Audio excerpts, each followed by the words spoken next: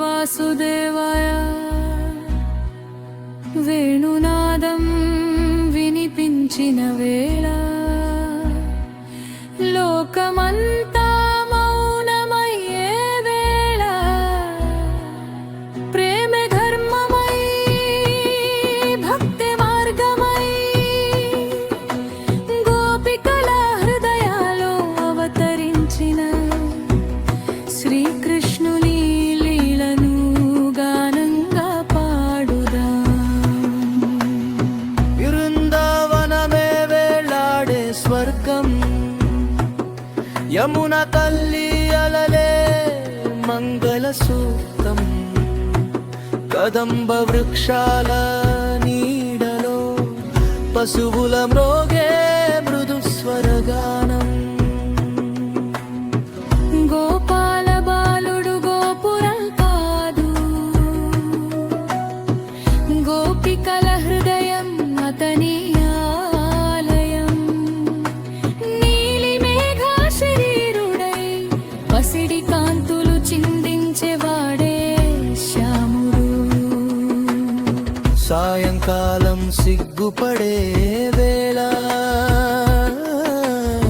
చంద్రుడు నెమ్మదిగా తొంగి చూసే వేళ వేణువు పలికే తొలి స్వరం,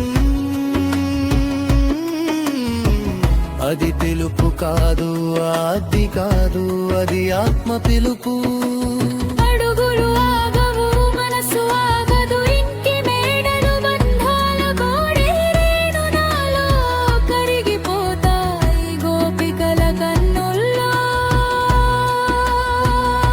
ఒకే ఒకరోరు శ్యాముడు. ఇది మామా ఇది తప్ప అని మనసు అడిగినా హృదయం మాత్రం నిశ్చయంగా చెప్పింది ఇది పరమార్థం. భర్తలు లోకం నిందలు అన్ని మాయా మేఘాలే, నిజం ఒక్కటే కృష్ణుని దర్శనం.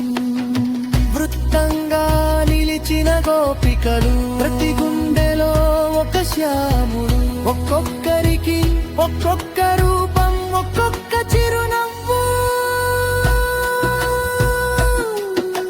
అదే లీల రహస్యం, అదే భక్తి తత్వం. భగవంతుడు ఒకడే భక్తుల హృదయాల్లో అనేక రూపాలుగా. అడుగులు నేలను తాకవు, చేతులు ఆకాశాన్ని అందుకుంటాయి.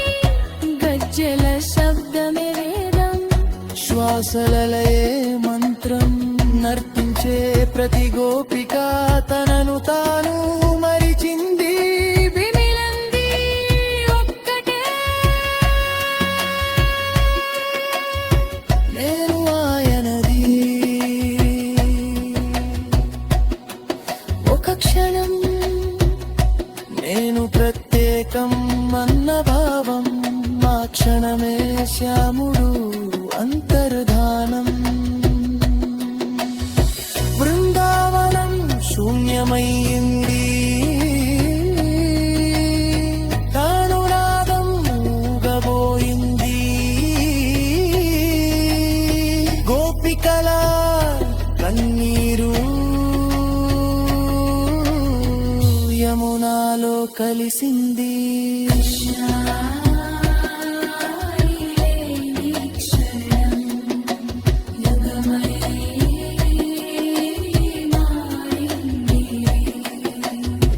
విరహం శిక్ష కాదు, అది శుద్ధి. అది భక్తికి అగ్ని పరీక్ష.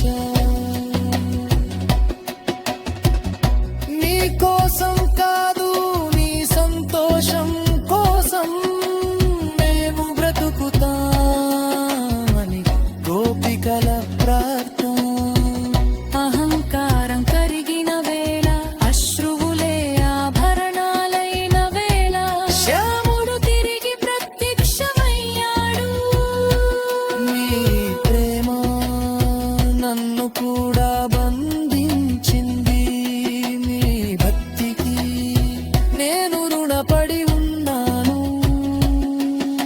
శరీర ప్రేమ కాదు ఇది, మనసు కోరిక కాదు ఇది, ఆత్మ పరమాత్మల సంగమం. గోపికలు ఉపదేశించాయి లోకానికి, దేవుణ్ణి పొందాలంటే తన్ను తాను కోల్పోవాలి. బృందావనం కాలానికి అతీతం,